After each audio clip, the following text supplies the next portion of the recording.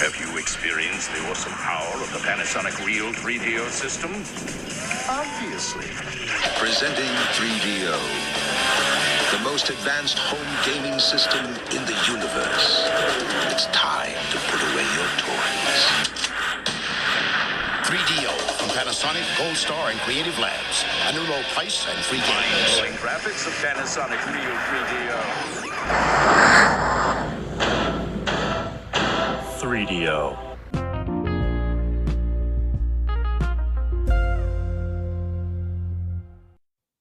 Hello, everybody, and welcome back to the 3DO Experience, the 3DO Retrospective Podcast, where we talk about all things 3DO, the company, the console, and everything in between. I am Bill, and this is Threk. How you doing, Threk? Bill, I'm feeling accusatory, and I am declaring you beyond a reasonable doubt guilty of hosting a podcast. And I'm doing great. How are you? I'm tired, but that's just my life. For our audio listeners who can't see the video thing, I am currently on jury duty. I got called down at the recording of today, and I got selected to sit on the jury. So, yeah. And I can't say much. Like, I really shouldn't be saying anything in a public forum. So I won't. So when we get to this next week, I'll provide any form of an update if I can. So, yeah. That's what's going on with me. Yeah. No, I'm just working like always. I'm tired. Yeah, I'm pissed my job isn't paying me. Yeah. But whatever. That's the shitty part of it. Exactly. So what are we covering today, Billy? We're covering one of the most striking 3DO games, I'd say. As far as game covers go, it's up there. I love the cover. I love the cover of the game. Yeah, we're gonna do news, obviously, but we have to talk about this right away. Like, this cover it's so simple, yet also it's like one of the most striking covers I've ever seen in a video game. Yeah, for audio listeners, if you didn't look up the quarantine for 3DO logo yet, or the game cover, it is a windshield wiper, or a windscreen wiper, depending on where you are, wiping away a whole screen of blood. Yeah, like the cover is straight up solid red, and the only graphics on it is the one single wiper blade wiping away the blood in a smear. And it's awesome. It is. Like, the second I saw it, I just kind of stared at it for like a good 10 minutes. I was just like, they could probably not get away with a cover like this these days. Maybe, but also, like, it doesn't really fit the name. You know what I mean? Because if you just are going by the name of the game and the cover, you probably be like, what the fuck does that mean? Like, what's like, am I stuck in my car? You know? Yeah, it does. The name does make sense in regards to the game and the cover to a degree as well, but it's just at a first glance, like, it's like you're drawn to it immediately and you're just like, shit, like, that is metal as fuck. It's metal as fuck, yeah. So, but yeah, that's what we'll be covering once we get past the news. There was a fair amount, but we'll see if we can blaze past them, I guess. First one I have is the Switch 2 has officially sold 6 million consoles, and Mario Kart World has sold about 6 million. So its current attach rate is like 96%.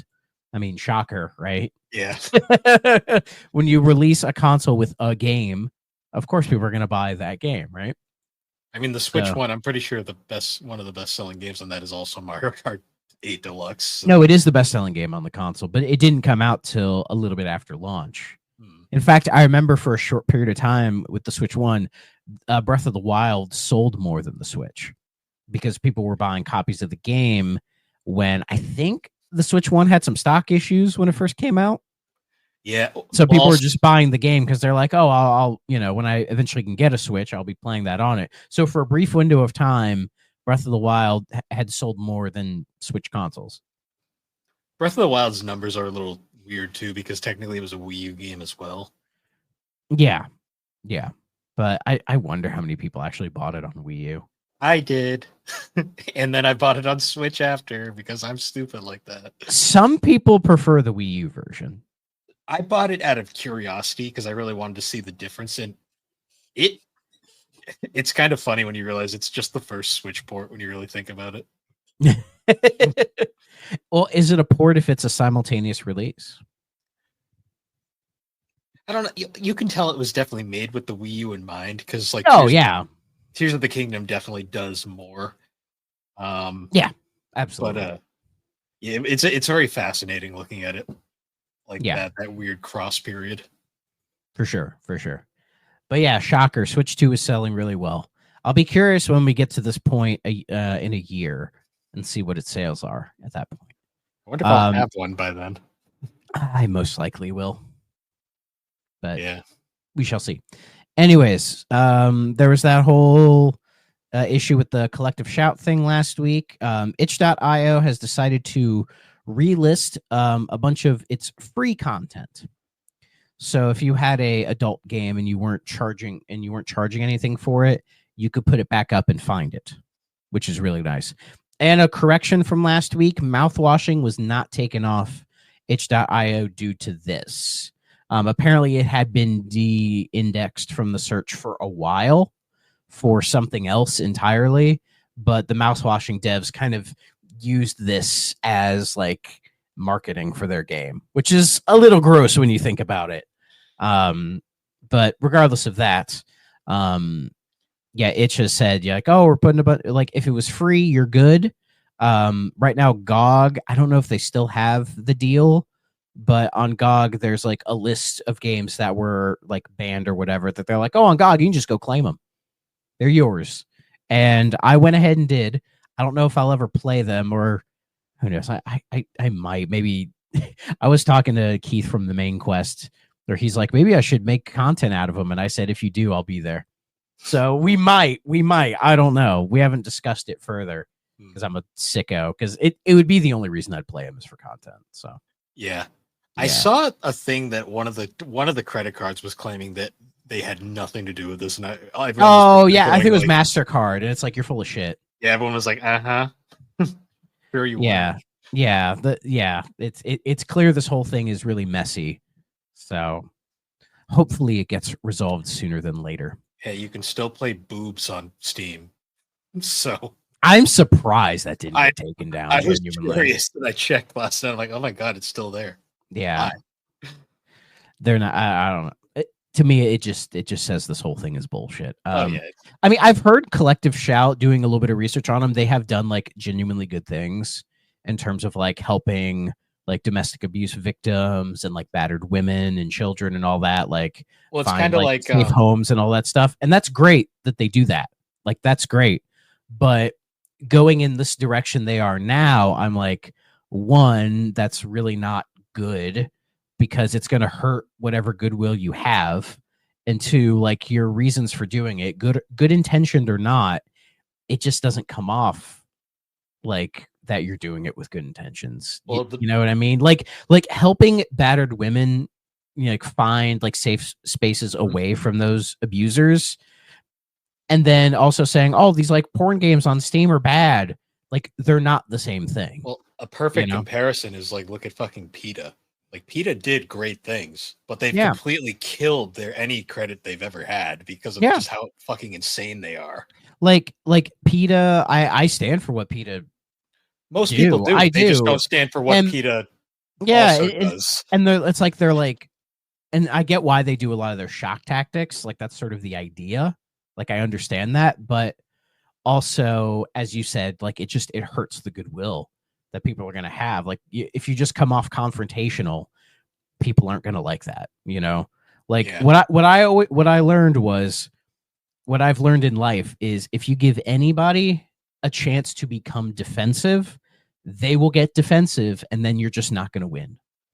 Like, if you're having a conversation, a debate with somebody, if you give them a reason for them to back in the corner and, tuck their chin like it's a boxing match, they'll just do that and they won't come out.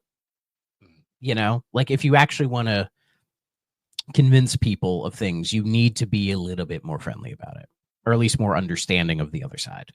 And I think Collective Shout is not doing that right now. Everything I've read, it's like they're really kind of following that PETA line that's going to hurt them in the long run.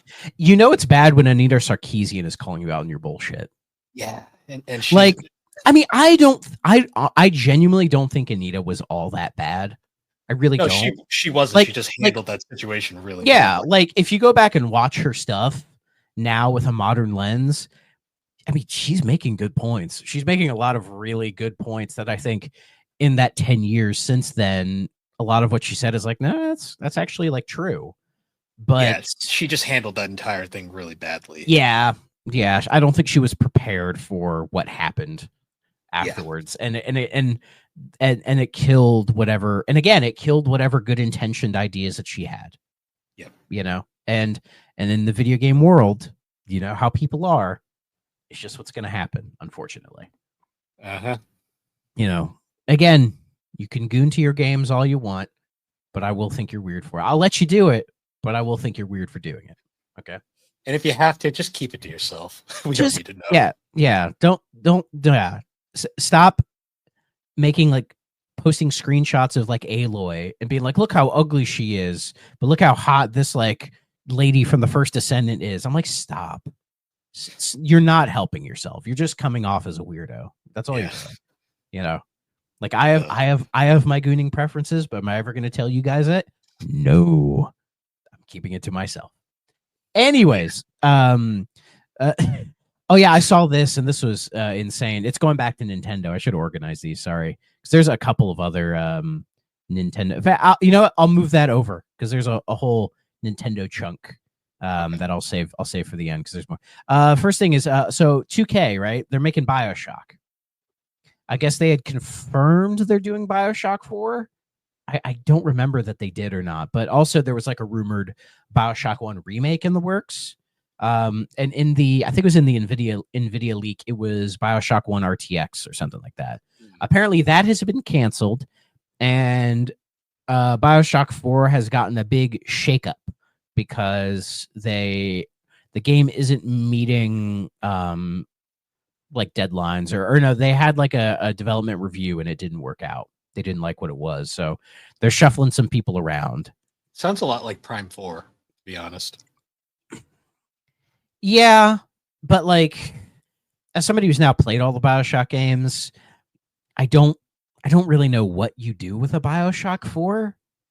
You know, like it's interesting that they're making one without Ken Levine and all them, like they're making Judas, right? Maybe. But with this game, it's a whole new team, a whole new thing, and it's like, are they just going to go back to Rapture again? Because I feel like that's not that interesting to me. I don't see why you would do Columbia again, like an Infinite. I mean, they could do something completely different, and I'd be more open to that. That honestly sounds like the best option. Yeah, but are they? I have a feeling they're just going to do Rapture again because that's what people know, and that's what they think will sell. You know, like imagine it's like a BioShock game that takes place as Rapture goes to shit, kind of a thing. That would be my guess is what they're trying to do. But is that interesting enough to me personally? No, I don't think so. Yeah, depends on how it's handled, and we'll have to see. Yeah, so we shall see. Slightly related to me, Call of Duty, right? Raven Software has secured their first union contract with Microsoft. So a group of 19 quality assurance workers at Call of Duty's studio Raven Software has unanimously voted to ratify their first union contract with Microsoft. It guarantees a 10% wage increase over 2 years, the option to work from home permanently for most QA workers, and new measures to tackle crunch culture and a defined process for promotion and salary increases. This is great. I love this. I've said before, I am pro-union. I think unions are a net positive for the workers in the working force, because I've definitely worked in non-union places and see what they could do to people. And I know people have their issues with unions, and I have my issues with them as well. But I think a lot of the issues unions have currently are due to decades of corporations slowly taking away their power through government interference and that kind of stuff as well. So I would love to see a strong union renaissance in the future. It might start in the video game industry. Who knows? But it's great to see Raven getting this done. As a union worker, I can confirm. Yeah, I was a union worker for a long time, and I liked it. I liked having it.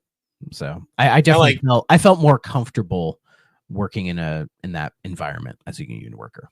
I like aspects of it. There are definitely things though where I'm like, I have problems, but yeah, for sure, they're not perfect, but yeah.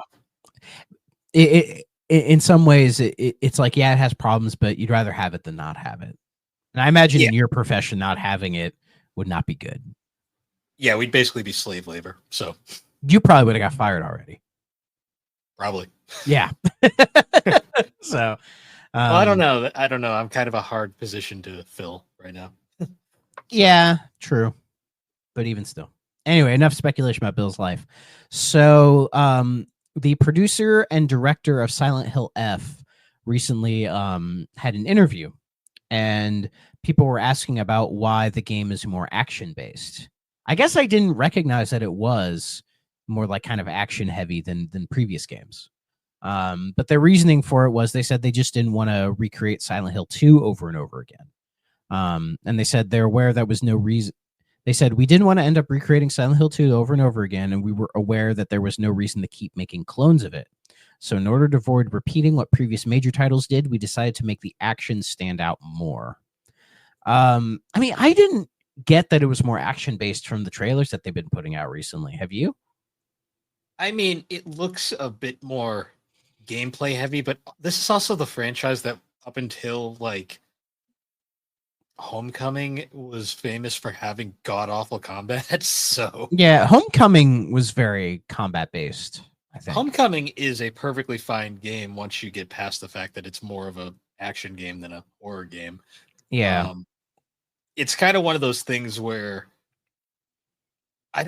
Silent Hill fans annoy me to a degree because they're up there with Sonic fans as being fucking unpleasable. Well, I think with like Silent Hill fans, they love that Team Silent era. I mean, and I agree, that's the best era of the franchise. Really, yeah. was that ragtag team that was kind of making it work, and then Konami just disbanded them for some reason, and then started having Western devs make all the Silent Hill games, and the quality kind of went all over the place. Really, so it's one of those like I understand them more. I do.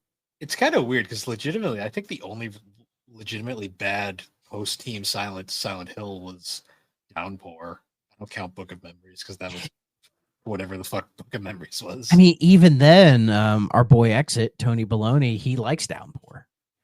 Downpour is not awful. I just think it's unfinished. I haven't played it. I have Homecoming and Downpour. I still haven't played them. Maybe I should play them for Spooky Month to see what to finally figure it out. You know. I mean, I thought Origin was a legitimately pretty good game for what it was. Yeah, people seem to like Origins. I have fondness for Shattered Memories. I think it's a really interesting game. Shattered Memories is good once you accept that it's like an alternate take. Yeah, exactly. But yeah, like I mean, what I've been seeing of Silent Hill F, I'm interested in it. I am. It looks good. So. It looks really neat, and it is a Asian developer making it. It's not a Western dev. So, I mean, even though it screams Fatal Frame to me, just I think with like the character and the setting and everything, I'm definitely curious to. I think it's a $70 game though, and unless it scores like a 90s plus, I don't think I'm going to pay $70 for it. I'll probably wait till it's like 40. But it's definitely a game that's on my radar. So yeah, and I'm fine with them doing something different as long as it's good. Yeah, honestly, like just as long as we get a new Silent Hill that's good, I don't really care. Exactly. This one I pulled because I didn't know this was happening.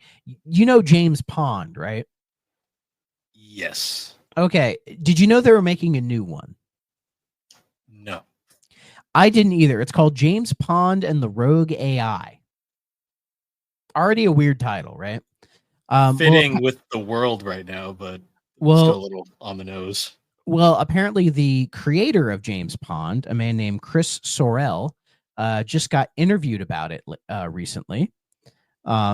and he was quoted as saying the game is filled with lazy AI generated bullshit at it, because I guess the company that owns James Pond now is called Gamesware, and he's insinuating that that they're using a bunch of AI to like promote the game, and there might be AI within the game. Apparently they did a Kickstarter to make a new James Pond in 2013, but it got canceled after a while, and he even got involved with it, and he had a lot of regret about it. Here, let me see if I can get a full quote from him. Quote, "I hate almost everything they do with a passion, all the more so since they duped me into being part of their shambolic Kickstarter campaign all those years back, and I stupidly allowed my name to become associated with their bottom-feeding enterprise." That's very British. So I didn't look at the trailer at all. Apparently, like, the main thing with the game is that you have a robot suit that can like extend and bend like a snake, I guess. But he's very skeptical. He's like, it could be good, but he's like, but from what they're doing, I don't have high hopes for it. So, that doesn't really help. But yeah, I saw this and I'm like, that is very, very interesting. I didn't even know they were bothering to make a new James Pond. Yeah. Like, does anybody care enough about James Pond? That's like one of those like who asked for this kind of games, and I feel when it comes out, that's what it's gonna be. It's like, who fucking asked for this shit, right? But I don't know. So we had 2 showcases over the last week. Yes. There was the Nintendo Direct Partner Showcase, with a Indie Direct happening, an Indie World happening, I think this Thursday. Yep. Yeah. So of course I'll be in jury duty, so I can't check it out. But there was that one, and then a THQ Nordic Digital Showcase, which I actually didn't know was happening until I was just browsing on the computer at work and just happened to see it and went, oh, well, I'll fucking check this out, right? It was fairly short. They didn't show a huge amount of stuff. But I'll talk about some of the things. Did you watch this at all? I completely forgot about it, to be honest. Fair enough. Okay, so the things that interested me were the new SpongeBob game. I did see that. I saw SpongeBob SquarePants Titans of the Tide. Is it Purple Lamp again? I think it's Purple Lamp, yeah. Okay. It looks Purple Lamp. And basically the how was it, like the Neptune King? Am I getting his name right? King Neptune. King Neptune. Sorry. And the Flying Dutchman have teamed up to cause chaos, I guess. And so okay. SpongeBob and Patrick are teaming up in a battle for Bikini Bottom Cosmic Shake type platforming way to defeat them. And I guess the main gameplay gimmick is you can switch between SpongeBob and Patrick on the fly. So one of them, you're playing as one of them, and then the other one is like a little Flying Dutchman-fied. So like if you look at the cover, you'll see like SpongeBob and then a little small Patrick that's like green and has like the floating thing like Flying Dutchman. They have like these rings, and then they'll do the rings to swap, kind of a thing. Which, I mean, interesting idea, I guess. We'll see if it's any good. I will be playing it and checking it out. So as long as it's a solid platformer, I mean, sure. I thought Cosmic Shake was solid. Apparently, some people didn't like it, but I thought it was fine. Yeah, So, Recreation. This one looks really interesting to me. I imagine it does to you, Bill, as well, because the studio that's making this game, I can't remember their name off the top of my head, but it was created by a bunch of people who left Criterion, who were the Burnout team, to essentially continue Burnout Paradise. Like, that's essentially the idea behind this game. It's touted as created by Three Fields Entertainment, a studio set up by 3 X-Key Criterion staff behind Burnout Paradise and a few Need for Speed titles. Recreation is a no-holds-barred racing game and open-world sandbox all in one. So it looks like it's meant to bring back that sort of Burnout Paradise vibe to it. But also, one thing they're advertising is in the name Recreation. You can also like have creation tools. So I'm hoping it's a case of like, oh, here's like the world, the open world we built for you to fuck around in. And then if you want to build your own shit, here you go as well. Or maybe they find a way of integrating them. I'm not sure. but it looks interesting. Like, because I've played quite a bit of Burnout Paradise and fucking love that game, and I'd be down for a new one. Why not? Right? Yeah, I mean, Burnout Paradise is fucking amazing. So yeah. Yeah. Oh yeah, I should see if when these games are coming out. The SpongeBob game I know is coming out in September. Recreation I don't think has a release date yet. Let's see. Yeah, Amazon just has a placeholder of December 31st, so sometime this year I think is the original plan. But I'm fairly certain SpongeBob is like in September at some point. So keep an eye out for that one. What else caught my eye? Oh, we saw another trailer for The Eternal Life of Goldman, which was in not the Switch 2 Direct, but the Direct right before the Switch 2 Direct. And it's this like Metroidvania-y looking game where you play as like an old man, like treasure hunting or whatever. Yeah. And there's it was like a story trailer with this lady talking about like her history with the main character with like a little kid or whatever. And it reveals a lot of interesting things as far as like the plot goes. Like she might be the main villain, I think, is what they're going for. But it looks really cool. I'm genuinely interested in it.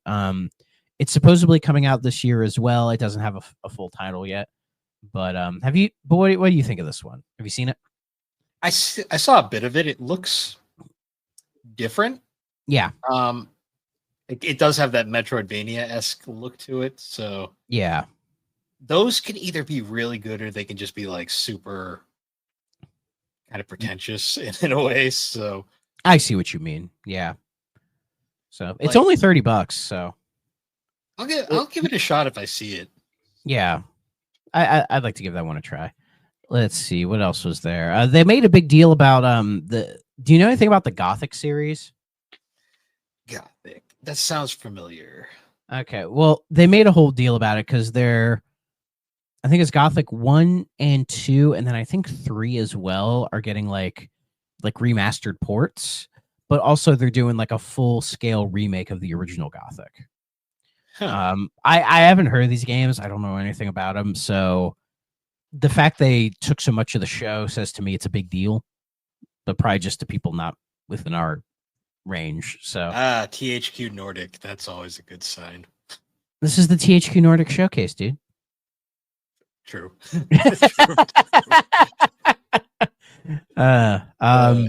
There was another game. It was called the Guild Europa 1410, which I think is some like strategy game or something. I'm not quite sure what it is. It's like a sim strategy game where it's like you pick like what kind of person you'd be in like a medieval world and kind of following their life. They advertised it with a bunch of FMV stuff that looks like really like high quality, and that's kind of what caught my eye because I like FMV shit. Yeah. But I don't know how much of the game is going to be that or not. I think it's just PC only at the moment. But I might keep an eye out on that one. And then there's a game called Reanimal, which looks really interesting. I'm not sure who's making it, but I mean, it looks pretty fucking crazy. It has like this Limbo Inside type look to it. Like Black kind Soul, of like kind of look like dark, yeah, but 3D. Apparently it's from the original creators of Little Nightmares 1 and 2. Oh. So I haven't played those games, so I don't know. And it looks like it's emphasizing like co-op because there's like 2 main characters. But yeah, it looks interesting for sure. And I guess they're making a real big deal out of it because it's like has a big old collector's edition with like figurines and all this other stuff. So it looks like they're trying to make something out of it. Whether or not it actually does, I don't know. But it's coming out next year. It says March 31st, 2026. So yeah. And then the last thing I saw that I thought was interesting is Darksiders 4. I saw that. Yeah. That's a series I need to try. Yeah. Well, a little teaser. I might be planning to play the entire Darksiders series this year for content. So stay tuned. And timing kind of works out because they announced Darksiders 4, but they didn't really give any specifics. They just showed like 4 characters on a horse, on different horses, and Darksiders 4. It looks like to me they Metroid Prime Forward it. It's like here's like a little PNG thing. We'll see you later, I guess. Yeah. So who knows? Who knows with this thing? I was hoping they'd learned their lesson with the KOTOR remake, but no, I guess we're fucking still here. But yeah, it was a fairly short showcase. Not a lot of major big things, but some interesting things to keep an eye on for sure. I'm honestly surprised they haven't just dropped Nordic from their name and just be like, we're THQ again. I kind of like THQ Nordic. It flows off the tongue nicely. It kind of reminds me of like SNK Playmore, although they dropped Playmore a couple of years back. Yeah, it's just SNK again. Yeah, who knows? Maybe one of these days I will drop Nordic and just say THQ. And then the other thing we got was the partner showcase. That was July 31st, literally the last day of July. Apparently a lot of people didn't like this. Yeah, I saw a bit of discourse on it. And again, I'm like, why? It's just a partner showcase. Like, it's what you think it is. It's just showing a bunch of third-party stuff that's coming to Switch 1 and Switch 2. I can't think people were pissed because when you look at every game, with the exception of like one game, everything's coming to everything. Yeah. Like only one game in that thing is exclusive. And I think it's a game that, do we need another Hyrule Warriors, Age of whatever? Do we need another one? I don't think those Dynasty Warriors fans are very dedicated. So I've heard even Dynasty Warrior fans are like, can we not? Fair. Like that formula, you could do so much more with it. You really could, especially if you want to keep doing Nintendo stuff. Well, like I'm dying for a Mario Muso game. I'd play the shit out of that. I would play that. I mean, they gave us 2 Fire Emblems. Maybe they'll give us a third Fire Emblem. I'd prefer just a new Fire Emblem, to be honest. I mean, there's still that a supposed genealogy remake coming. So who knows? Give us the game officially. Yeah, but outside of that, did anything strike your fancy here? There's a couple things for me. Not really, because I just can't afford games right now. So I'm kind of just like, yep, more games. Fair enough. I'll say the things that caught my eye were, let's see, Pac-Man World 2 repack. Oh yeah, Namco fans, because they were all mad because the Tales series got nothing again, and yeah. Well, Namco has been, pretty prolific recently, right? Yeah, they did the 1 remake, which I think did good enough for them to be like, oh, let's remake 2, which 2 is the best of the World games in my opinion. So it makes I love that game. So I really like World 2. So I mean, when you look at its competition, it's not surprising. Yeah. So it's a solid game. 3 is kind of crap, but yeah. Do you think they'll do 3? They might. They could make it better, maybe. They could. They can improve it for sure. We're getting a new Katamari game, which is dope as fuck. Once Upon a Katamari, which says to me that like the 2 re-rolls did really well. So they're like, all right, we'll make another one. That's good because I didn't want the series to end on Touch My Katamari as their final original game. Mm-hmm. But I think they could get away with every couple years doing one. Like don't make it like a frequent thing. Just every maybe like that's a series like every 4 or 5 years you can put out another one and people be like, okay, time for another Katamari, Yeah. So let's see. We're getting this one caught my eye. Plants vs. Zombies Replanted. Which I believe is a full-on remake of the original Plants vs. Zombies. In glorious HD, because when it came out, it was like that game is not HD, but it came out on HD consoles on the 360. But it's cool to see. Yeah, they're bringing it back. It's the original like defense mode lane stuff that they were doing. Has like co-op and PvP. There's some new stuff in there as well. I actually went ahead and pre-ordered it because it was only like less than $20 for me to pre-order it. And honestly, Plants vs. Zombies is an underrated series. Yeah. I think it's a really solid team. Like I've been playing the Garden Warfare ones, and I'm like, these are like good. Did I not know about this the whole time? So yeah, that's cool to see. Let's see what else struck me. Oh yeah, that game called, I think it's called Hela, whatever. It's just like a little like an action adventure game where you're a rat, walk around the woods or whatever. It looks a little UE default assets but I think it looks cool. It's something I'll keep an eye on. Chronos: The New Dawn got an official launch day, September 6th, which is great. Looking forward to that. Oh yeah, Shinobi Art of Vengeance got a demo dropped, and I played through that. I also pre-ordered that game because that demo blew me away. Very excited. What else caught my eye? Oh yeah, we got two new HD 2D things. So we're getting Octopath Traveler 0, which is a prequel. It's based on that Octopath mobile prequel thing, but they're like making it more just like a console game, I think. Okay. And then there's that what a title. The Adventures of Elliot the Millennium Tales. Which it's the action RPG one. Yeah. Everyone memed it because of it takes place in Belfadia or something. Like they looked at Philadelphia and they're like, add a B in there somewhere. No one will know. And everyone started memeing it. That has a demo exclusively on Switch 2, I think, but it's coming to everything anyways. It looks interesting. Like the HD 2D thing is starting to get some backlash just because I think because they're overusing it now. Which we knew they were going to overuse it. We knew it, but they're not doing enough unique things with it as well. You know, like not every game's going to be Live Alive, which I think gets away with it because it's pretty unique. Or Second Story R. Yeah, exactly. So, well, Second Story R is not HD 2D. That's like its own thing. Are you sure it looked like the HD 2D engine? No, I don't. If it is, they're really pushing that engine because it is doing some pretty wacky shit. Just curious. Yeah.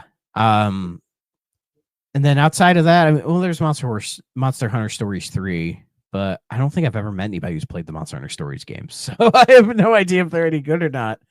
But yeah, it was a fairly like okay direct. I didn't think it was amazing, but it wasn't bad or anything. I imagine some of the Nintendo people probably got mad that they saw like Madden and FIFA and all that shit in there. You know, that would be a guess of mine, is that they're like, how dare like Madden, FIFA, FC show up on this thing? And it's like, guys, that's a good thing, because then that means Nintendo is like up to date with everybody, and they're not going to skip they're not going to skip Nintendo consoles. You know, like EA is there, so that means EA will put other good shit on there. You know, which is not a bad thing at all. It's not. You know, but it'll be funny when like we see like Switch sales charts, and then in the top will be Madden FC. It's gonna be there. It's just how it goes. For better or worse, it's always one of the best selling games every year. So yep, there it'll be, and then Nintendo people will get mad about it for some reason because they're weird. Yeah, I just looked it up, and I got conflicting answers. I got one article that said it's not HD 2D, and I got one that said it is. So who knows? And then the last thing I saw, because it's Nintendo, is that they're increasing the price of the Switch. Yeah, which I think they've already done now, which is like fucking crazy, really. That like the Switch 1 OLED is now $400. Like at that, thank you. I think if I hazard to take a guess, I think the idea is that they're upping the price to that point to where people will see that and go, "Oh, I'll just save and buy a Switch 2." Maybe. Yeah. I've heard some analysts say that Nintendo's projecting the Switch to cross into 160 to be the best-selling console of all time. And I mean, it might get there. It might get there next year, but this price hike kind of kills it happening this year. Yeah, I'd see more people buying used ones at this point. So yeah, the standard Switch is now was it $340? Switch OLED is 400, and a Switch Lite is 229 or 230, which is fucking mind-boggling to me that they bothered raising the price of the Switch 1. Tariffs or not, it's like at this point they're making profit on that thing. You know, like I can't imagine they would take a loss even with the tariffs on the Switch 1. I can't imagine that. Yeah, it's the whole thing's bizarre. Yeah, it's fucked and everything sucks. But unlike that, we did get new Nintendo Music this week. In fact, we got a pretty interesting drop from them. A good drop too. I actually like this one. Let me see, because I don't know for once. Yeah, Bill doesn't know, but I do. Let's see here. Oh, the 3DS gave it away because we have like nothing for 3DS. So it's we got Pilot Wings in all three. Yeah, we got the Super Nintendo Pilot Wings, Pilot Wings 64, and Pilot Wings Resort. All 3 in 1. So maybe after the big NES drop, they're like, oh, we can do more than one game a week? Holy shit! What a novel idea. Yeah. I mean, hey, good on them. I love the Pilot Wings soundtrack. Like, I love Pilot Wings on the SNES anyways. But like this I love this shit.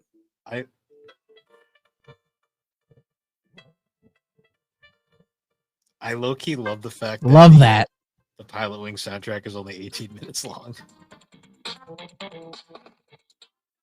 Yeah. I mean, Pilot Wings is also a fairly short game, but it's awesome. It's even still I like all 3 Pilot Wings. I think they're all like really solid games. Resort was interesting. 64 was like the completely underrated launch title for that game because everyone bought Mario 64. Yeah. Yeah. Imagine being the guy who bought Pilot Wings. I mean, I would have. See, that's what they should have made that a tradition. Every console, here's new Pilot Wings. They should have made that a thing. That would have been cool. They only did it 2 years, and then they didn't. Then they just randomly brought it back for the 3DS. And I don't even think it was a launch. Was it a launch title for 3DS? It was. Okay, yeah. Because I remember a lot of people. Because you got to remember the. Imagine a launch title Pilot Wings for the Wii. I think that would have been cool. That would have been. Because you remember the 3DS had that abysmally like bad launch. Like the games were just like, everyone was like, "This is cool." Yes, I do. And I think Pilot Wings was like the game. Like other than like the Ocarina remake, like Pilot that wasn't their launch day, was it? It was close enough. It was in the window. Okay. I'm just imagining Pilot Wings. They just put another I in wings to make it the Wii Wings. It writes itself, right? But yeah. See that's creative. So you obviously Nintendo wouldn't do it. It would just it would be Pilot Wings Wii. I mean, if they had put out a Pilot Wings for the Wii and didn't call it that, everyone would have called it that. See, the GameCube era was their most creative because they didn't just like name everything after their console. I would have loved a freaking Pilot Wings for GameCube. That would have been sick. It would have been cool. Yeah. There's so many missed opportunities on GameCube, but then there was also so many not missed opportunities. GameCube was a weird era. I mean, Nintendo has so many missed opportunities where they could just print money and they just don't do it. Uh-huh. But we're not here to talk about that. We're past the news. We're past the music. We're now back to talking about quarantine for the 3DO. So, Bill, give us the rundown. So, I have the big box here. I'd like to just read the back description of this game because it is wonderful. I'd love if you did. You are Drake Edgewater, the most 90s fucking name ever. Ew, that's the name of an essay, man. Yeah. A 21st century cab driver desperate to escape the quarantined city of Chemo. Yes, it is Chemo. Yep. I never put that together in my because they spell it Kemo. I was thinking like chemo or something. Yep. But Chemo makes more sense. You drive a modified 52 checker hover cab armed with headlight mounted machine guns, roof cannons, missiles, explosives, flamethrowers, buzzsaws, and a bad attitude because this is the fucking 90s. Bad attitude. I will push back on the bad attitude, but we'll get to that in a second. Rid the streets by any means necessary of assault vehicles, mutant assassins, and slow-moving pedestrians. It's all a day's work here in Chemo. Lightning fast, new real-time 3D graphics engine. Combine the best elements of first-person shooters, car racing games, and demolition derbies, featuring filmed live-action music video introduction and music tracks from Australian alternative bands. Yes, every band in this is an Australian band. I looked it up. And it's not made by an Australian team. Yeah, I know, which is even funnier. They got into what the fuck's that? Midnight Oil. They just really got into Midnight Oil, and we're like, oh, let's check out other Australian bands. Earn money to purchase weapons and repair your cab. Gigantic playing environmental set in the dark futuristic city. This game is 90s as fuck. Also, that's funny because like the actual plot of the game is so much more dark than that. Oh yeah, it is. It's dark as fuck. We'll get into that in a second. One last thing I want to point out is, so this game uses the 3DO rating system, so it's kind of dumb. It's rated 17. May contain graphic violence. You don't say. I feel like that 17 is pushing it, even for this game. Like, if it was like 15, I'd believe it. Like, if this was the ESRB, this would be an M for sure. Even though it's like barely a teen. Oh yeah, the cover alone would get it an M for 90 standards. Yeah. I mean, the cover's great, but yeah, like so as you said with the live action, we get this live action intro, right? Which is this guy, Mr. Edgewater, just like casually waking up, right? And he's hearing on the radio about, everything that's going on. He somehow pulls a sandwich out of thin air and takes a bite out of it and then puts it back down. Sure. Gets in his car and then he's like doing this whole thing of like picking people up and dealing with guns and shooting and everything. But it's so nonchalant, that intro, right? Like so casual. That's why I push back on he has an attitude. So I'm like, he just seems chill as fuck, like the whole time. Like he's just used to this, which I think is the more accurate description of being in this like dystopian hellhole that he's in. Because as we mentioned, the plot is very dark. Yeah. So to go into it a little deeper, essentially it's a world. There's been, all right, where's it good? Crime rate has risen. Economies collapsed. The city has descended into disorder. Omnicorp promises city officials that it will clean up Chemo and return it to normal. The offer is accepted. So Omnicorp's idea, build a giant wall around it. Where have I heard this before? To clean up the city. Yeah, it hits a little close to home. It's a defensive measure. 10 years later, Omnicorp has decided to test the behavioral altering chemical hydrogen 344 on the population of Chemo, which is supposed to pacify the citizens. Unfortunately, they didn't test it properly, and it instead makes everybody crazy murderers. Oh. I mean, this sounds accurate. It is. The fact that it's 2020, this apparently all starts in 2022 is the only thing that's sad, because imagine if it was 2020, that would be fucking hilarious. It's implying we got hover cars 3 years ago, right? Which when I think about it, I'm like, hover cars are kind of dumb. Like, how would they work? Would they even be like efficient enough, more so than just normal cars? And like them hovering in the air, wouldn't that just cause more problems? But but regardless of that, it's like 2022, the crime rate, the economy's getting crazy. And then, like the whole Omnicorp Chemo thing, they do the wall thing. And it's weird. They like try to imply that they were going to let people go or let certain people go, but they didn't. They just sealed everybody. And then it just got worse. Shocker. Cause like everybody got trapped in there, like it's Arkham City or something. And then, as you said, with the chemical stuff, they put it in the water supply. That's how they got it. And then, like it just, everyone got fucking crazy. And so you, as a cab driver, are just trying to like make money to get out. Yeah. Like that, apparently... like there's this crazy fucking backstory, right? About this, like, like political violence and like cyberpunkian corporation distortion, right? And the game is just Crazy Taxi. It is. So I saw one description that literally described this game as Twisted Metal meets Crazy Taxi, and I'm like, that. Yeah. Yeah. Yeah. That's like you have all this crazy buildup, and it's like this really interesting lore and like attempt at world building, and then you play the game and it reflects none of it. Yeah, it is. It's because apparently the main character Drake is one of those like, because in every like post-apocalyptic like storyline like this, there's always like the one guy that's like just immune for whatever reason. Yeah, and I think they imply that he's immune. Yeah, because he's just fine. It's also implied he had like a whole family at one point, and they're just gone. And he seems chill as fuck, just eating his random bed sandwich. Yes. Another thing too is this is very much a part of the time. This game does not hold your hand at all. You basically there's no instructions. It just drops you off, and it's like have fun.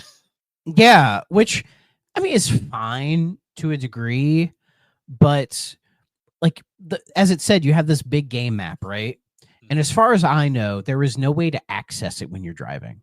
Like nothing. You have a little thing in the corner because the whole game is played from a first-person perspective. You're behind the wheel of the car, right? Which is cool. Like I think the graphics for the HUD and all that are really nice. But you have this like you're just like a green dot in this like black screen, and you'll see like occasional red and green dots pass by, right? But they didn't bother to make sort of like a zoom in on the map or anything to be like, oh, here's where like streets turn, or like here's where the big highway is, or anything like that. And as far as I know, there's no way to actually see the map unless you pick up people just randomly to go drop them off wherever they need to go for whatever fucking reason. So you just get lost in this giant map that doesn't have a lot of interesting landmarks to it, really. Like even like so many levels and corners just repeat stuff. So did you know there's multiple maps? Are you fucking kidding me? All right, so this took me a while to figure out because unfortunately, even though I have this nice fancy long box, I don't have the manual. So Ooh, I had to look rip. online because the majority of how to play this game is in the manual. So this is where the legitimately kind of interesting gameplay comes in. The way the game works is you pick up cab fare and you shoot shit and blow people up and just plow through people because this game gives no fucks. Yeah, without the manual, you play it for like 5 minutes because it's kind of fun, but then you're like, what the fuck am I even doing? Okay, this is where it gets interesting. So you go around picking up people because the main goal is to make money. You have to get money to upgrade your car, to refill your weapons, and all that stuff.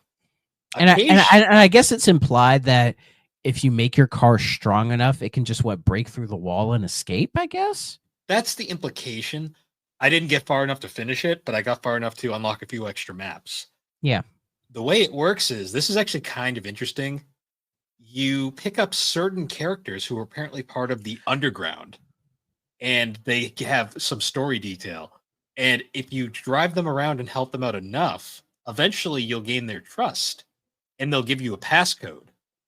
You use the passcode at one of the little like hubs, because there's this little like hubs you can go to all over the city. Like the refill weapons, or some of them are just like kind of like these like little offshoot hubs at the sides of walls. There are certain ones that you go to, you can enter the password and it unlocks another section of the map. Like there's a park section, there's like this like oldie town kind of section that you have to find. The passwords are all the same, so you can just look them up online if you don't want to do the bullshit, as I discovered. Because I didn't even know that was a thing. It took me a bit because I was like, this can't be it. So I looked it up and I was like, oh. But then I got the first one legitimately. But then I was like, I'm not doing that again. Because ironically, the park map is boring as fuck because it's just a park. But is there a way to like access those maps while you're playing the game? You have to go to well, you don't see the physical map, but you can go to the different stages, essentially. It's very primitive. But like nothing is properly labeled at all. No, that's that's where this game screams mid-90s. Like Crazy Taxi definitely handled it a lot better for a game of this design. Yeah, it's kind of a different game because it's more of like an arcadey thing. So yeah, but you can't help but make the Crazy Taxi comparison because you're a fucking rogue taxi just picking people up and doing Yeah. wacky shit. You know but what's it's not weird, too? fun, and it doesn't even have like a soundtrack. You know Or, what's or no, it does, but it's not as good as Crazy Taxi. Yeah, it's all 90s alternative bands that no one's heard of. Australian ones that when I listen to the tracks, I'm like, no, they didn't really do it for me. Nah. I think I saw a review where the guy was like, imagine if this had just 9 Inch Nails. So I was like, yeah, that'd probably be better. It has a 9 Inch Nails vibe. It does. You know? Yeah, it's weird because also like I thought what was kind of bizarre was you can like deny a fare. Like, yeah, I was like, why? Like, why would you ever say no? Like, it'd be interesting if they put in maybe like a morality system or something like that, or maybe it's like say you're trying to gain credibility with the underground, but like, oh, you pick up like a dissenter or something and that ruins your cred or something. Like, that's an interesting idea, but I really don't think that's in there. Yeah, the game doesn't fucking tell you anything. No, it's very much a 90s game where it's like you're on your own. Yeah, which is really rough because it's such a unique thing, and I can respect it for being a very unique thing, but it just really doesn't work, Like we said, this came out in 3DO in 95. It came out on PC in 94, the year prior. And it got a PlayStation and the Saturn port only in Japan. In 96, which is buck wild to me. Also, I want to mention this because the names are great. They renamed the game for both the Saturn and PlayStation versions, respectively. Yeah. On PlayStation, it was known as Hard Rock Cab. Kind of fits a little better. It does, but it's not nearly as striking. And then it's the Saturn version is metal as fuck. Death Throttle. Death Throttle sounds like the name of a fake metal band in a game. Ironically, Death Throttle, because the Saturn version uses the same cover art, makes the most sense. Yeah, I mean, Quarantine makes sense once you play the game because content-wise, you're quarantined. Yeah, you need the context for it, but it's hard to sell a game on that title without the context.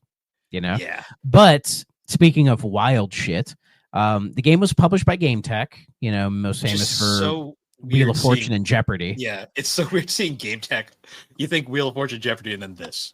Yeah, but the crazy thing, do you know who developed this game? Image Excel, who are nowadays Rockstar Toronto, which is fucking batshit to me. Yeah, they're still around to this day. Admittedly, they don't really make games anymore. They're one of the many Rockstar support studios. Well, I think they mainly handle like the PC ports for the recent stuff. I believe so. Yeah, they helped on Red Dead Redemption 2, but like GTA 4, Max Payne 3, GTA 5, like the PC ports were them, pretty much. And I bet they're working on GTA 6, guaranteed. Oh yeah. But prior to that, they made a game called Techno Cop, which I played on my old Genesis streams. If you want to check that out, they made Quarantine. Quarantine apparently got a sequel. Called Quarantine 2 Road Warrior, which was PC only. I did look up. We're probably not going to cover it for the show because it's very not worth it. I will say, though, I looked up some gameplay into it. It's basically the same gameplay wise. Yeah, it looks the exact same screenshot wise. But rather than this game, which is basically kind of a free-for-all, it is much more mission and story driven. Yeah, like it looks like he succeeded in getting out of the city, but now it's like he's essentially doing Mad Max shit. Yeah, because it apparently, from what I've read, it has more of a structure and it's actually more of a game. Like, yeah, they learned their lesson, which is great. But then shortly after that, the team that was making them got bought up and had to make the mission packs for the original Grand Theft Auto. So those two London things I don't know if anybody's ever played those. London 1961 and 69 was them, and then they ported fucking Oni to PS2. Yep. One game they did make though that's an originally them production, the Warriors game, which is a fucking great game. It is. If y'all haven't played the Warriors on PS2 and Xbox, do yourself a favor and emulate it and play it. It is a banger. Seriously, really good. Especially if you like the movie, and I really like the movie, and it is a great like adaptation / continuation of the movie. You know, like it develops the world further. You know, so I'll give them credit for that. It's a shame we never got more original stuff out of them, but I think Rockstar is kind of done making more original things. Yeah, unfortunately, it's GTA and Red Dead. That's all they're ever going to do. Yeah, because everything else they've done is either a PC port. They did the Wii port of Manhunt 2 and Bully Scholarship Edition. Hell yeah! And I mean, because somebody had to port Manhunt 2 to the Wii. Yes. And because everybody worked on Red Dead Redemption 2, they were part of the many people who worked on Red Dead Redemption 2. And they'll be a part of the many people who worked on GTA 6. Yeah. Guarantee. I'm surprised it's not listed here, but you know. Because it's probably one of those things where people are like, we don't know. And it's like, yeah, of course they worked on it. Yeah, well, yeah, there's nothing official yet. So that's fair. I would like to mention some of the bands that were in this game. Oh my god. Oh yes. The names are please. amazing.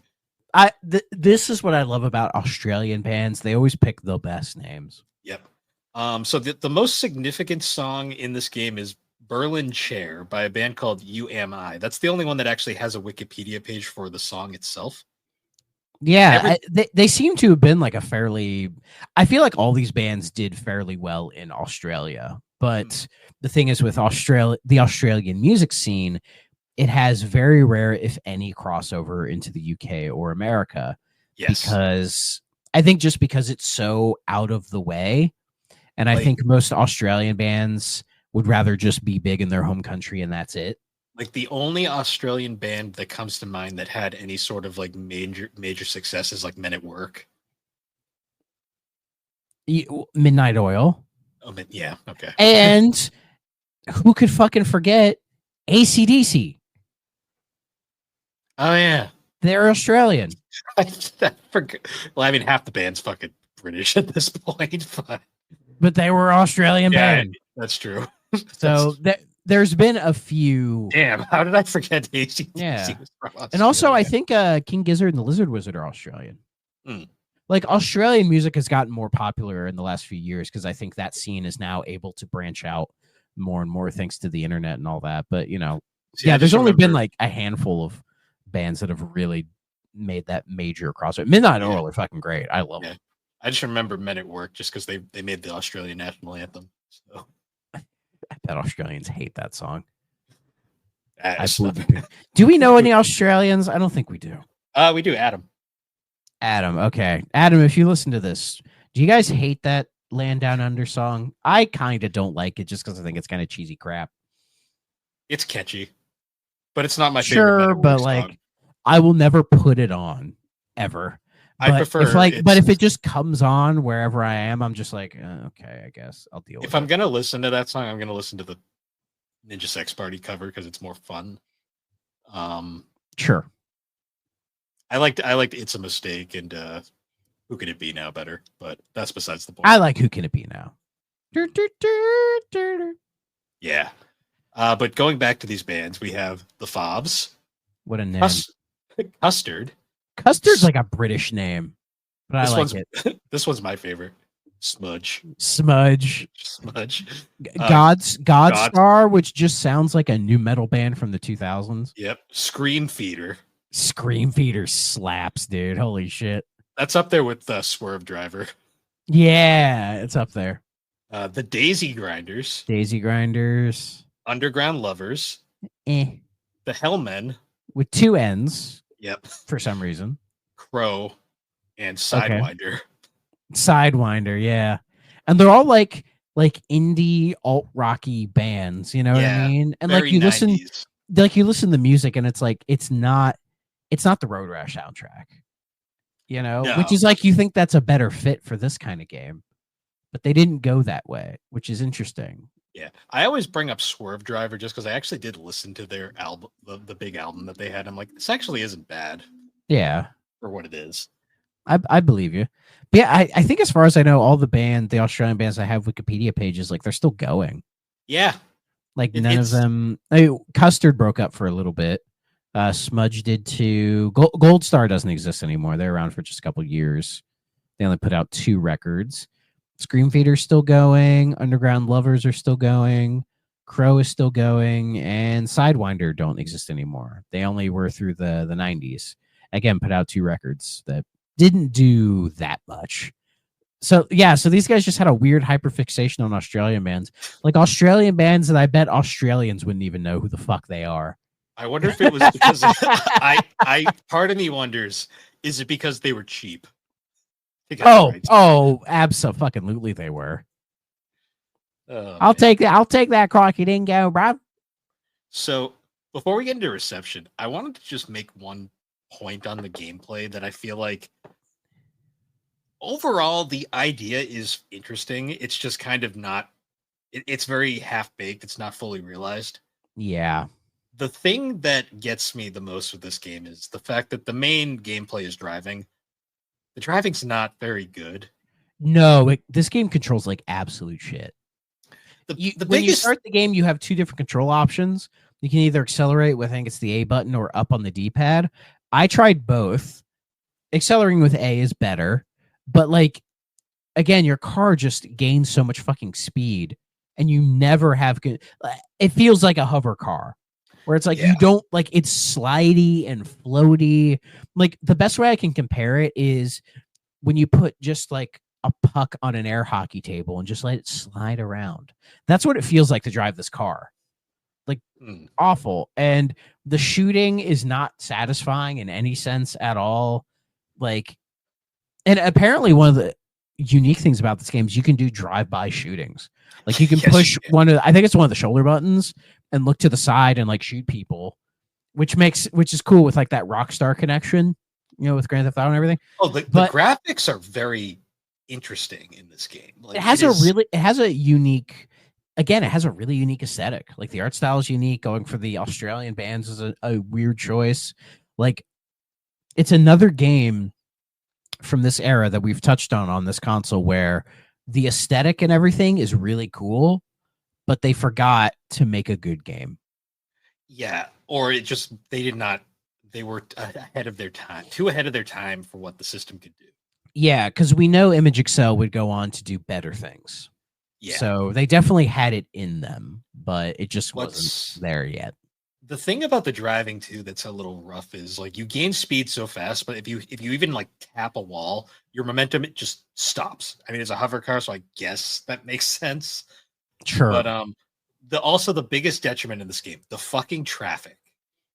Oh my god. If you thought Crazy Taxi was bad, like, well, Crazy Taxi made somewhat sense. It did, but like sometimes in Crazy Taxi, like the traffic is your worst nightmare. Yeah, especially if like time's getting low. In this game, if they even tap you, your car just fucking spins out or fucking slams into a wall, and I'm like, okay. Yeah, and then like you'll just have random people pop out of nowhere and start shooting your car. Like dudes with like black hoods on, which I think is meant to be like they're the evil ones. But the game implies everybody's a psychopath or maniac anyways. So what's the point of differentiating? And then like every time you see somebody to pick up, you always drive past them and go, shit, I gotta back up. Yeah. Also, if you anytime you run a person over, they just straight up red mist. It's like, ooh. Yeah. And it's so easy to run people over and fuck up in this game because it just controls terribly. Yeah. And when you pick people up and like drop them off places to get money, like it's fairly loose with any sort of like time limit or anything. I think it's just don't die and you'll be fine. The time is it's hard to die. It's hard to die. Like there's shit happening all the time with like cars running into you and shooting you and all that, but like your car's fairly strong. So, which I'll give the game credit for that. It's not a game where you die every 10 seconds and get mad. I'll give it this. Discovering like the secrets and stuff and actually like figuring out the how the game works, I did find fun. There's a decent game in here.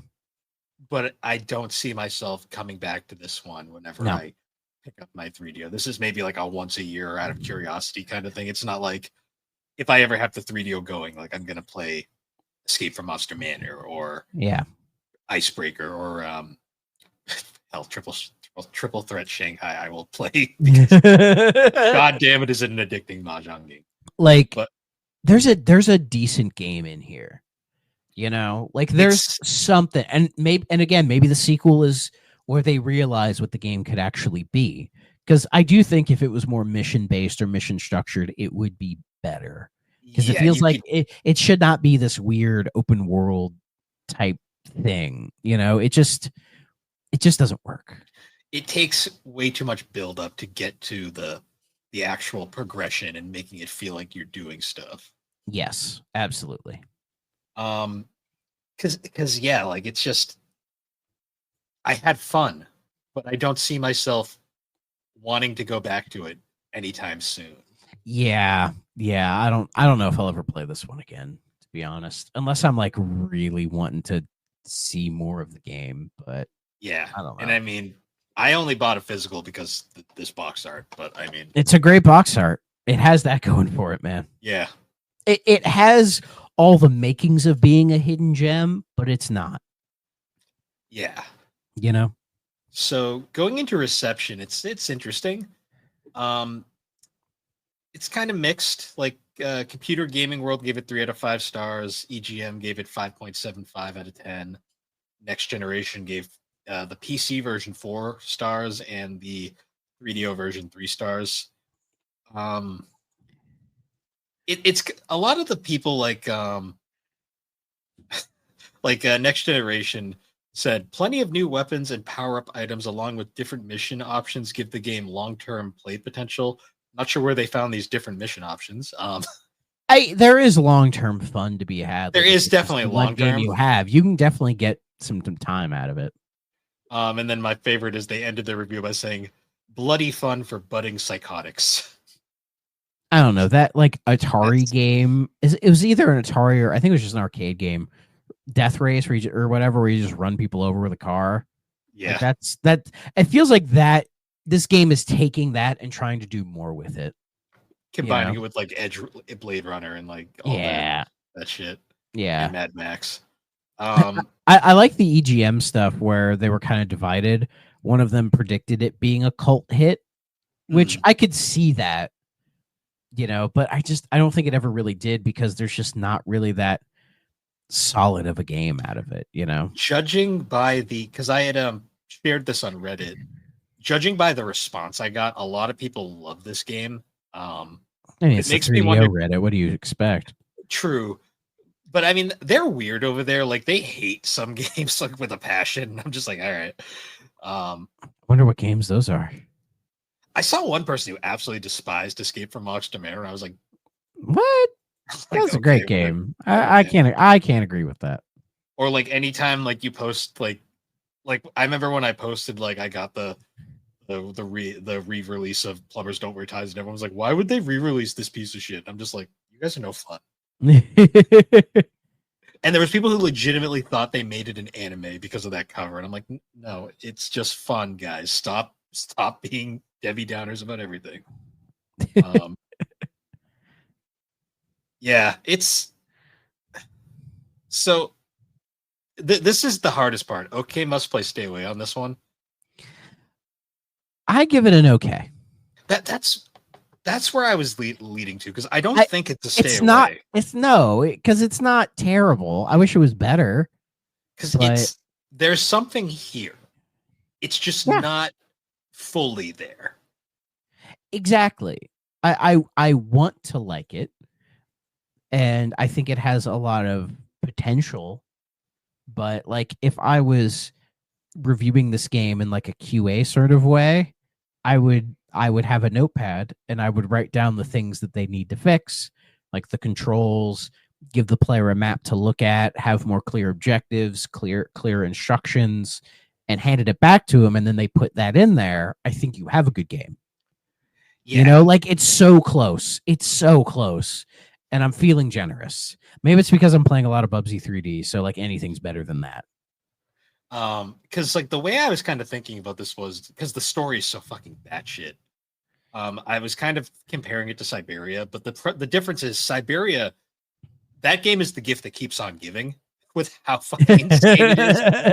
Yeah. And I honestly like the way I thought about it was I liked this game, but I didn't love it. Siberia, I loved it because it was fucking insane. Yeah. That's funny. In that Reddit post, you had the first comment I see is someone said the original GTA 3. And I'm like, no. It is. If it gave you the option to get out and walk around, then maybe. But this isn't Body Harvest. No, this is Crazy Taxi meets Twisted Metal. And it doesn't do either very well. No. So, it's crazy people really like this one on the Reddit because it just, I want to like it, but it's not there for me. My wonder is, these are people who nostalgically liked it, but they haven't played it in God knows how long. So they probably, if they went back to it, they'd probably be like, ooh. I think so, yeah. But yeah, I think my final verdict, I'm gonna say cautiously okay. Because it's not a game I can recommend, but I do think it's worth checking out, if that makes sense. Oh, yeah. So, yeah, sure. But I'm only going to give it an okay. Like, I don't think you have to play it. Yeah. But if it interests you, by all means, give it a try. You might dig it. And worst comes to worst, I could see the right person loving this game. I could. I low-key kind of want to get like this as like artwork for my wall. Like, get like a display of it. Something like that. Because it is so, every person I've showed this to, like their immediate response is just, whoa. Like they're like, what the fuck is that? I mean, that's what you do with box art. We don't really get that with box art anymore. No. With game cover art. I mean, there are still good game cover arts out there, genuinely, but we don't get any that are like that, where they're trying to like shock people. Because I think it's just because the access to information is so available these days. You're better off doing that shit in the trailer. Yeah. 100%. But yeah, so that was Quarantine. I'm glad we finally got it out of the way, because it's been one that's been sitting like there for so long, and I've been like, I want to understand why this game is like one of those 3DO games that people talk about. And now we know why. Because it's there's something here. It has something, but it's not enough. Yeah. But for next week, we are actually going a little old school, kind of arcadey. We're going to be talking. Tell him, Bill. We're going to be talking about Dragon's Lair, the Don Bluth classic. Are you going to be playing? We're covering all of them, aren't we? Yes. Dragon's Lair 1, 2, and Space Ace. Yes. I will not be playing the 3DO versions because I bought the trilogy on my Xbox for like less than $10. So, and they're based on the original arcade. Well, they're just the original arcade ports, basically. I'll take a look at the 3DO versions for the sake of the show, but I will be playing the arcade versions, essentially, like emulated, ported to console, whatever they did. So a bit of a spoiler warning, I will be attempting to play the 3DO version, but for the majority of my gameplay, I'm going to be playing an arcade port. So because I've played the 3DO version, and oof, that's all I will say. Well, then maybe I should check it out now. Yeah, it's... Yeah. I'll save it for next week. That's great. I didn't pay very much for it, so I'm not that upset. Well, that's good. But yeah, anyways, guys, once again, thank you for joining us on the 3DO Experience. You can find the 3DO Experience on all the major podcasting platforms, particularly Apple Podcast and Spotify. And be sure to check us out over on the SuperPod Network. Awesome website, a whole bunch of different creators, videos, blogs. Game Club game this month is Bubsy 3D. It's been going great for everybody. I'm on like level 12. You're gonna win at this point because I think I will. Yeah, I haven't even played it today. Tony's losing his mind. My game just gave up. I don't know where Steve's at. We'll Suffering, see. Probably. I know a lot of people just said fuck that and aren't bothered. That's fine. Yeah. Also, no time frame when it'll be out, but be on the lookout for, we've got a 3D owned coming up. We did a very awesome episode with our friend Jelly over from Danny's server. Yeah. And My shirt is a bit of a hint. I'm in the I like started to edit it, but it'll probably take a while. Just because of everything that's going on right now. So hopefully it'll be out by next week. I'm hoping. So we'll see. And then I'm still working on Call of Duty 2 for the next episode of Thrack Ops. I still haven't beat it yet. Again, I've just been busy. So I'll hope if I'm lucky, we can get both out next week. Fingers crossed, but I'm casting doubt. no rush on it. But I will say when it comes out, the 3D was an excellent conversation, and I'm hoping everyone enjoys it because Oh yeah, I had a lot of fun with that one. So absolutely. But yeah, so be on the lookout for those. And until next time, guys, we will see you all later. Bye-bye. If you're not playing on a 3DO system,